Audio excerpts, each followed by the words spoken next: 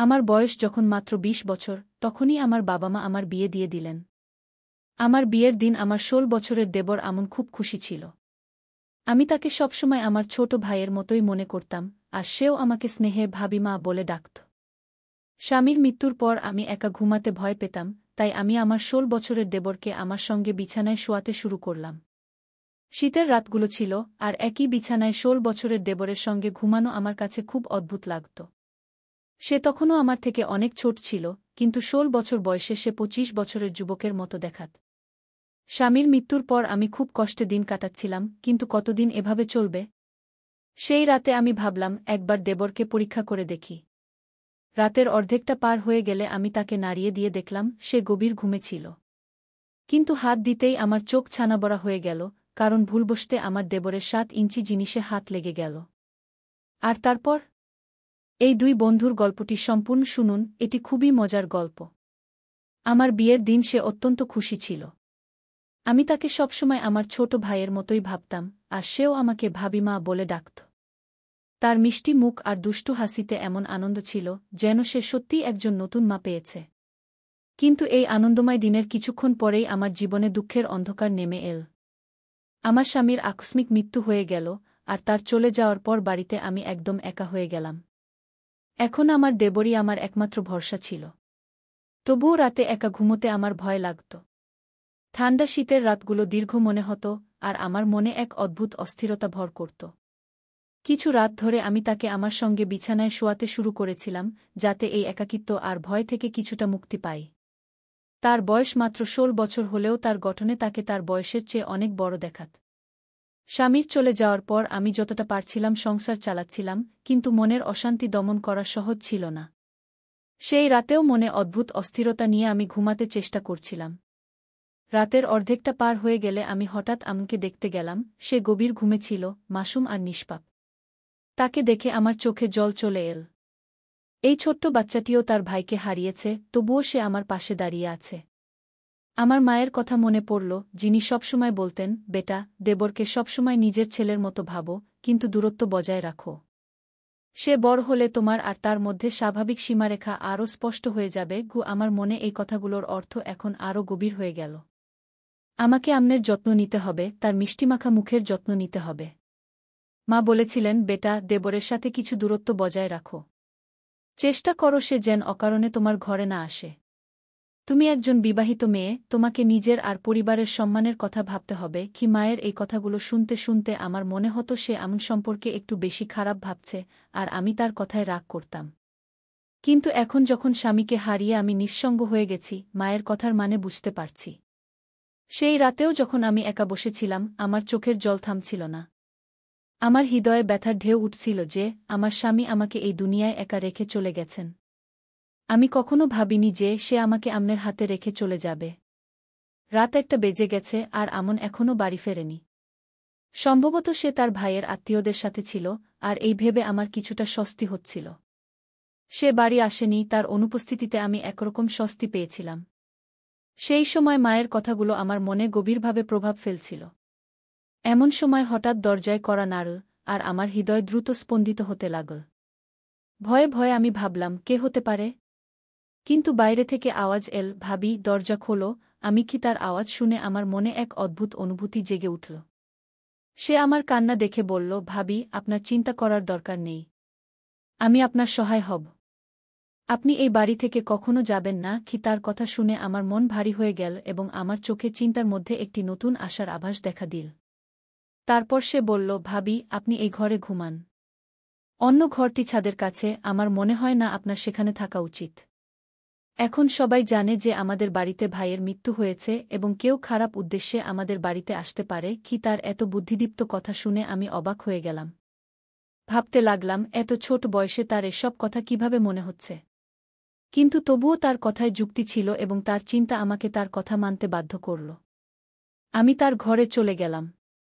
আমনের ঘর অন্যদিকে ছিল, যেখানে আমি এবং আমার স্বামী সবসময় ছাদের কাছের ঘরে থাকতাম।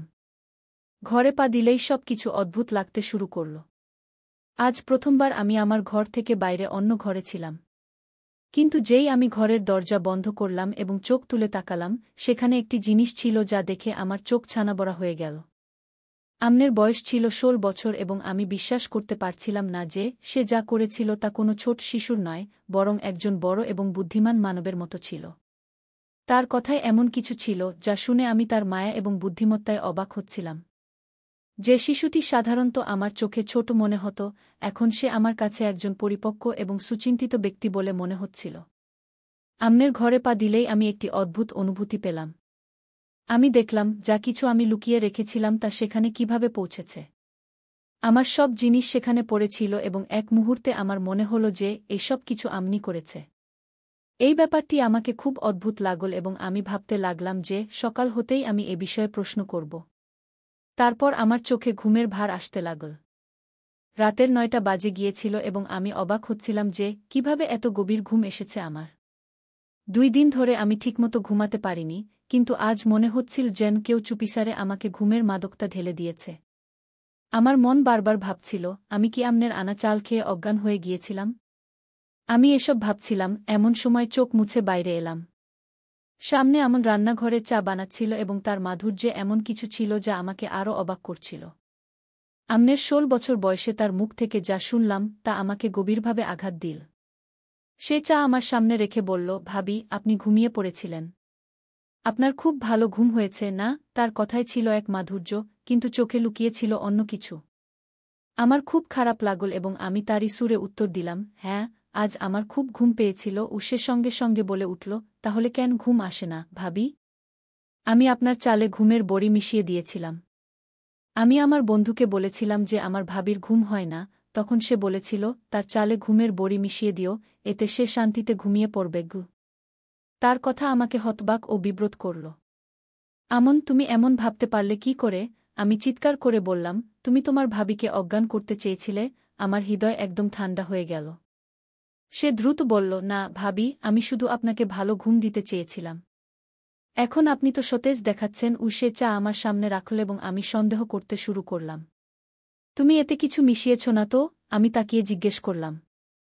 সে শপথ করে বলল, ভগবানের কসম, ভাবি, আমি শুধু আপনার ঘুমের জন্য বড়ি দিয়েছিলাম। আপনি বললে আমি এই চা নিজেই খেয়ে নেব। আমরা অর্ধেক অর্ধেক ভাগ করে নিই। সে চায়ের গ্লাস থেকে এক ঢোক নিয়ে আমাকে দেখাল। আমার তার কথায় বিশ্বাস হল এবং আমি ভাবলাম সে হয়তো সত্য বলছে। আমি বললাম, আমাকে ক্ষমা করো, আমি তোমার ব্যাপারে সন্দেহপ্রবণ হয়ে যাই। তবুও আমি তার মুখের দিকে তাকিয়ে তার মাধুর্যে বিশ্বাস করতে লাগলাম। কিন্তু ঘরে যা দেখেছিলাম তা আমার মন থেকে মুছে যাচ্ছিল না। সে ঘরে যা ছিল তার কোনো ক্ষমা ছিল না। আমি ভাবলাম, এখন আমি তার উপর কি বিশ্বাস করতে পারি? কিছুক্ষণ পর আমন নিজেই মুখ খুলল এবং তার কথা আমাকে নাড়া দিল। ভাবি, আমি আপনার গয়না বিক্রি করতে চাই, সে খুব গম্ভীরভাবে বলল। আমার একজন পরিচিত এবং সৎ চাচা আছেন, তিনি আমাদের গয়নাগুলো বিক্রি করে আমাদের অনেক টাকা দেবেন। আমরা সেই টাকা দিয়ে একটি নতুন বাড়ি কিনব। এই ভাড়ার বাড়িতে আমরা কতদিন থাকব? মালিক পরশু ভাড়া নিতে আসবে এবং আমাদের কাছে টাকা নেই। আম্মের কথা শুনে আমি হতবাক হয়ে গেলাম। এতদিন আমি এমন কোনো কথা ভাবিনি। কিন্তু আমন যেভাবে এই ধারণাটি সামনে রেখেছিল তা আমাকে গভীর চিন্তায় ফেলে দিল। আমন, তোমার এই ভাবনা এল কি করে? আমি তাকে অবাক হয়ে জিজ্ঞেস করলাম। সে বিনা দ্বিধায় বলল, ভাবি, আমাকে তো আগে বিয়েও করতে হবে। আমাদের একসাথে জীবন কাটাতে হবে এবং একটি নতুন বাড়ি দরকার। ভাড়ার বাড়িতে মানুষ শুধু অপমানিত ও লাঞ্ছিত হয়। আম্মের কথায় কিছু ছিল যা আমার কাছে ঠিক মনে হল। আমি তার সাথে তর্ক করলাম না, কিন্তু মনে একটা ভয় ছিল যে সে যদি গয়না বিক্রি করে টাকা জোগাড় করতে না পারে, তাহলে আমরা আরও বিপদে পড়ব। আমার অবস্থা এতটাই নাজুক ছিল, একটি বিধবা নারী এবং একটি ১৬ বছরের দেবর, যে নিজেও অপরিণত। এই অবস্থায় আমরা দুজনেই যে কোনো প্রতারণার শিকার হতে পারতাম।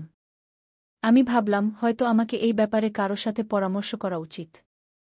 আমি ঠিক করলাম, আমি আমার মায়ের বাড়ির লোকদের সাথে কথা বলব। হয়তো তারা আমাকে সাহায্য করতে পারবে।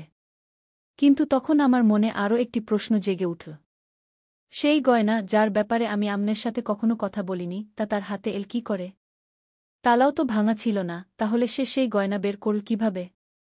এই প্রশ্ন আমাকে বিব্রত করল। আমি নিজেকে বললাম, আমন বাচ্চা, সে ভুল করতে পারে না। তবুও সে যা কিছু করে, আমাকে তার অনুভূতি ও অবস্থা বুঝতে হবে, কারণ কখনো কখনো তার মাধুর্য ও সাহায্যের ইচ্ছাই আমাকে বুদ্ধিমত্তার দিকে নিয়ে যায়। আমন আমার চিন্তাভাবনা সম্পূর্ণ বদলে দিয়েছিল। যখন আমি আমার মায়ের বাড়ির লোকদের বললাম যে আমি গয়না বিক্রি করে বাড়ি কিনতে চাই, তখন তারা স্পষ্ট বলে দিল, তুমি এখন বিধবা হয়ে গেছ, তোমাকে আমাদের বাড়িতে আসতে হবে। কিন্তু আমি জানতাম, যদি আমি তাদের বাড়ি যাই, সেখানে আমি কখনোই আমার স্বাধীনতা পাব না। আমার ভাইরা তাদের স্ত্রীর গোলাম ছিল এবং তাদের কখনোই তাদের বোনকে সাহায্য করার সময় ছিল না। আমি চাইনি যে আমার জীবনের বাকি অংশ অন্যের উপরে নির্ভর করে কাটাতে। আমি বুঝে গিয়েছিলাম যে এই সুযোগ হাতছাড়া করা উচিত নয়। যদি আমি গয়না বিক্রি করি, তাহলে হয়তো আমি আমার একটি নতুন জীবন শুরু করতে পারব। আমি একটি নতুন বাড়ি তৈরি করতে পারি। আমার স্বামী আমাকে জীবনে অনেক মূল্যবান গয়না দিয়েছিলেন, কিন্তু যখন আমি বুঝতে পারলাম আমার ভাইদের উদ্দেশ্য ভালো নয়, তখন আমার মনে হলো তাদের হাতে সে গয়না দেওয়ার কোনো মানে নেই। এই ভেবে আমি সিদ্ধান্ত নিলাম যে এখন আমি আমনের উপর ভরসা করব। আমন যে 16 বছরের একটি ছেলে ছিল, তার মধ্যে এমন কিছু ছিল যা আমাকে শুধু সান্ত্বনা দিত না, বরং এই অনুভূতিও দিত যে সে আমার জীবন সামলাতে পারে। আমন, তুমি চাইলে এই গয়না বিক্রি করে দিতে পারো, আমি বললাম। আমন কোনো দ্বিধা না করে সেই গয়না তার চাচাকে দিয়ে দিল। 2 দিন পর আমনের হাতে বাড়ির কাগজপত্র এবং চাবি এলো। বাড়ির লেনদেন এত দ্রুত হয়ে গেল, এটা আমার বিশ্বাসই হচ্ছিল না। সাধারণত বাড়ির ব্যবস্থাপনা, কাগজপত্র এবং অন্যান্য প্রয়োজনীয় কাজে মাসের পর মাস লেগে যায়, কিন্তু আমন সবকিছু এত দ্রুত এবং সহজে করে ফেল। যখন আমন সেই কাগজপত্র আমার হাতে রাখল, তখন আমি বুঝতে পারলাম যে 16 বছর বয়সেও তার চিন্তাভাবনা কোনো বড় মানুষের মতো। তার মাধুর্য এবং সরলতার মধ্যে একটি গভীর বোধ ছিল, যা আমার জন্য অত্যন্ত গুরুত্বপূর্ণ ছিল। তারপর সে একটি অদ্ভুত কথা বলল, ভাবি, আমরা পুরো বাড়ি পরিষ্কার করে ফেলব, কিন্তু আপনাকে একটি গুরুত্বপূর্ণ কথা বলতে হবে। তার কণ্ঠে এমন কিছু ছিল যা আমাকে টেনে নিয়ে গেল। আমি জানতাম সে ছোট, কিন্তু তার বলা কথাগুলোতে মনোযোগ দেওয়া খুব জরুরি ছিল, কারণ তার চিন্তাভাবনা কখনো কখনো আমার চেয়েও অনেক বেশি স্পষ্ট এবং বুদ্ধিদীপ্ত হতো। আমনের চোখে সেই দিন কিছু আলাদা দেখা যাচ্ছিল। তার দৃষ্টিতে একটি অদ্ভুত অস্থিরতা ছিল, যেন সে আমার সাথে কিছু বলতে চাইছে কিন্তু শব্দগুলো বের করতে পারছে না। আমি বুঝতে পারছিলাম না সে আমাকে কি বলতে চায়। সেই সময় আমার একটু তাড়া ছিল। আমরা বাড়িতে সব জিনিসপত্র রেখে দিয়েছিলাম, কিন্তু এখন আমার চিন্তা হচ্ছিল আমাদের খাবার, পানি এবং রেশন কোথা থেকে আসবে। আমি কখনো বাইরে গিয়ে কাজ করিনি, এবং এখন এটি একটি নতুন চ্যালেঞ্জ ছিল। আমনের এমন কথা যে সে আমাকে একটি গুরুত্বপূর্ণ কথা বলতে চায়, আমাকে দ্বিধায় ফেলে দিয়েছিল। সে কি আমাকে এমন কিছু বলতে চায় যা আমি এখনই জানতে চাইছি না? এই প্রশ্ন আমার মাথায় নানা রকম চিন্তার জন্ম দিল, কিন্তু আমি এখনই এই প্রশ্নগুলোর মুখোমুখি হতে চাইছিলাম না। সন্ধ্যায় আমি বাড়ির সব জিনিসপত্র গুছিয়ে রাখলাম। আমাদের কাছে খুব বেশি জিনিস ছিল না, শুধু প্রয়োজনীয় জিনিসই ছিল। আমাদের সম্পদও খুব সীমিত ছিল, তাই আমরা যা কিছু নিয়েছিলাম তা খুব যত্নে রাখা হয়েছিল। সবকিছু করার পর আমি ভালো করে খাবার বানালাম। এই খাবার আমি অনেক পরিশ্রম করে তৈরি করেছিলাম, ঠিক যেমন আগে আমার স্বামীর জন্য বানাতাম, তার পছন্দের দিকে নজর রেখে, তাকে আদর করে। আধা ঘণ্টা পর আমি আমনের জন্য টেবিলে খাবার রেখে তার জন্য অপেক্ষা করতে লাগলাম। আমার মনে হচ্ছিল না যে আজ সে বাইরে যাবে, কারণ সে সবসময় আমাদের সাথে খাবার খেত। রাত 1:00 বাজছে এবং আমন এখনও বাড়ি ফেরেনি। এটা আমার জন্য খুব অদ্ভুত ছিল।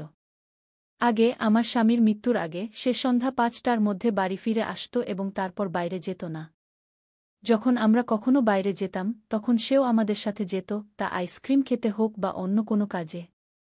আমার মনে নানা রকম প্রশ্ন উঠছিল, কিন্তু আমি বুঝতে পারছিলাম না যে আমন এই সময় কোথায় থাকতে পারে।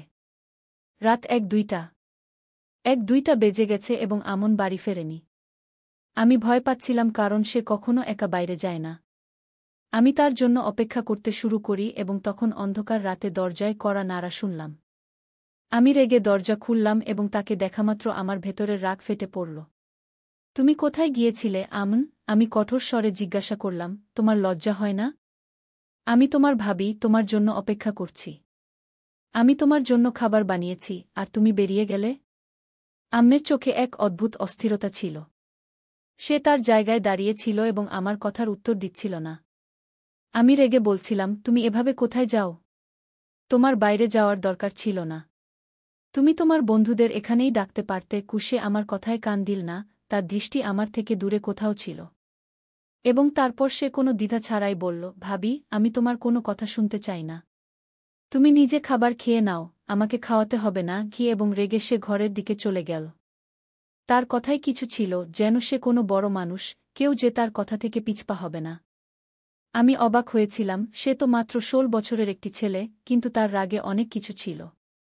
আমি মনে মনে ভাবলাম যে হয়তো কিছু গোলমাল আছে, এবং তখনই আমি তার ঘরের দিকে পা বাড়ালাম এবং দরজায় কড়া নাড়লাম। সে দরজা খুলতেই তার চোখে এক অদ্ভুত ঘৃণা ছিল। সে কোনো দ্বিধা ছাড়াই বলল, ভাবি, আমার তোমার সাথে কিছু কথা আছে। আমি চিন্তায় পড়ে গেলাম। সে বলল, ভাবি, তুমি আমার সাথে বিয়ে করো। সে তার কথা বলে দিল, তুমি যদি না করো, তাহলে তুমি কাফির হয়ে যাবে। তার এই কথা শুনে আমার চোখ ছানাবড়া হয়ে গেল। আমি হতবাক হয়েছিলাম। তুমি এভাবে ভাবতে পারো কি করে? আমি বললাম, তুমি তো আমাকে সকাল সন্ধ্যা মা বলে ডাকো, তাহলে এ কি বলছ? আমনের চোখে গভীর বিষণ্ণতা ছিল, যেন সে ভেবেছিল যে আমি তাকে বুঝতে পারব, কিন্তু আমার এখন অনেক কিছুই বুঝতে পারছিলাম না। তার কথাগুলো একদম বিভ্রান্তিকর ছিল। এখন কি হয়েছে? কে তোমার মাথা খারাপ করে দিয়েছে? এত নিচু কথা তুমি তোমার মুখ থেকে কি করে বললে? আমি রেগে তিলমিল করছিলাম। সে কোনো লজ্জা ছাড়াই আমার সামনে দাঁড়িয়েছিল, হাত বেঁধে, আমাকে এমনভাবে দেখছিল যেন আমাকে বোঝার সম্পূর্ণ অধিকার তার আছে। তার দৃষ্টিতে আমার ভয় লাগছিল। আমি কথা বলতে বলতে চুপ হয়ে গেলাম, কিছু না বলে সেখান থেকে ফিরে এসে ঘরে বসে পড়লাম। আমি দরজা ভালো করে বন্ধ করে দিয়েছিলাম। মনে ভয় এবং রাগ দুটোরই মিশ্র অনুভূতি হচ্ছিল। আমি ভাবতেও পারছিলাম না যে আমন এমন করতে পারে এবং আমার সাথে এমন কথা বলবে। আমি তাকে সবসময় আমার ছোট ভাই ভেবেছি। এটা আমার জীবনের সবচেয়ে বড় ভুল ছিল যে আমি তার সাথে এভাবে ভাবতে শুরু করেছিলাম। যদি আমার নিজের সন্তান থাকত, তাহলে আমাকে এই সব সহ্য করতে হতো না। আমি এখন স্থির করেছি, আমন যখনই বাড়ি আসবে, আমি তাকে পরিষ্কার বলে দেব যে এই বাড়িতে তার কোনো অধিকার নেই। হঠাৎ সন্ধ্যা প্রায় 6টার দিকে বাড়ির দরজায় জোরে জোরে কড়া নাড়া শুরু হল। আমি ভাবলাম, সম্ভবত আমন হবে। কিন্তু যখন দরজা খুললাম, তখন আমার চোখের সামনে 3-4 অচেনা লোক দাঁড়িয়েছিল। তাদের মুখে রাগ ছিল, এবং তাদের দেখে আমার মনে হলো তারা কোনো বিশেষ মতাদর্শের মানুষ হতে পারে। তাদের আক্রমণাত্মক ভঙ্গি দেখে আমার হৃদস্পন্দন আরও বেড়ে গেল। তারা যা বলল তা আমাকে প্রচণ্ডভাবে হতবাক করে দিল, এবং আমি বুঝতে পারছিলাম না এখন আমার কি করা উচিত। সেই শব্দগুলি শুধু আমাকে হতবাকই করেনি, বরং হৃদয় বিদারক ছিল। তারা বলল, তুমি একা এই বাড়িতে থাকো? আমি বললাম, হ্যাঁ, আমি একাই থাকি। তাদের মধ্যে একজন আরও কঠোর সুরে বলল, তুমি মিথ্যা বলছ। এই মহিলা তার 16 বছরের দেবরের সাথে এই বাড়িতে একা থাকে। সে এখনও কোথাও লুকিয়ে আছে। এই লোকেরা এই মহল্লাকে নোংরা করছে। এদের এখান থেকে তাড়িয়ে দিতে হবে। তাদের কথা শুনে আমার সাহস ভেঙে গেল। আমি জিজ্ঞাসা করলাম, আমরা কি করেছি? এবং তাদের উত্তর আরও কঠোর ছিল, তুমি কি করেছ? তুমি কি করেছ তা জিজ্ঞাসা করছ? তুমি তোমার 16 বছরের দেবরের সাথে এই বাড়িতে একা থাকো। তুমি কি ভাবো? তোমার স্বামী মারা গেছে, তুমি এখন বিধবা। তাহলে তোমার মা বাবার বাড়ি চলে যাও। যদি এখানে থাকতে চাও, তাহলে শালীনভাবে থাকো। আমাদের মহল্লায় এমন লোক থাকতে পারে না। তাদের কথা আমার হৃদয়ে বিঁধছিল, কিন্তু আমি নিজেকে শান্ত রাখার চেষ্টা করলাম। আমি তাদের সাথে বিতর্ক করতে চাইনি, তাই আমি দরজা বন্ধ করে দিলাম। দরজা বন্ধ করার সময় আমার ভেতরে গভীর ঘৃণা ও রাগ উথালপাথাল করছিল। আমার হৃদয় আমনের উপর থেকে ভেঙে গিয়েছিল, কারণ আমি নিশ্চিত ছিলাম যে এই সব কিছু সেই করেছিল। সে জানত যে লোকেরা আমাকে কি চোখে দেখবে, কিন্তু তবুও সে তার কাজ চালিয়ে গিয়েছিল। আমি আমার জিনিসপত্র গোছানো শুরু করলাম। এই বাড়ি, এই মহল্লা, সব কিছুই এখন আমার কাছে বোঝা মনে হচ্ছিল। এখন আমার পক্ষে এখানে থাকা কঠিন হয়ে উঠছিল। আমি জানতাম যে আমন আমার সম্মানের সাথে খেলতে কোনো কার্পণ্য করেনি। আমার মনে শুধু এই চিন্তা ঘুরছিল যে এই সমাজে একজন একলা মহিলাকে কতটা একলা ও দুর্বল মনে করা হয়। কেউই ভাবেনি যে একজন মহিলা কিভাবে তার বাড়ি ও সম্মান ফিরে পায়। আমার চোখ থেকে অশ্রু গড়িয়ে পড়ছিল। যদি আমি নিজেকে ও আমনকে সেই লোকদের থেকে বাঁচাতে পারতাম। এখন আমার কাছে পরিষ্কার হয়ে গিয়েছিল যে সমাজে একজন একলা মহিলার কোনো মূল্য নেই। কিন্তু আমি নিজেকে প্রতিজ্ঞা করলাম যে আমি আমার সম্মান রক্ষা করব, যাই হোক না কেন। আমি ঈশ্বরের কাছে প্রার্থনা করলাম যে তিনি সবার সম্মান ও নিরাপত্তা বজায় রাখুন। বন্ধুরা, আজকের গল্প এটাই ছিল। এই গল্প সম্পর্কে আপনার মতামত কী তা অবশ্যই কমেন্ট বক্সে জানাবেন। যদি গল্পটি পছন্দ হয়ে থাকে, তাহলে ভিডিওটি লাইক করুন এবং আমাদের মনোমুগ্ধকর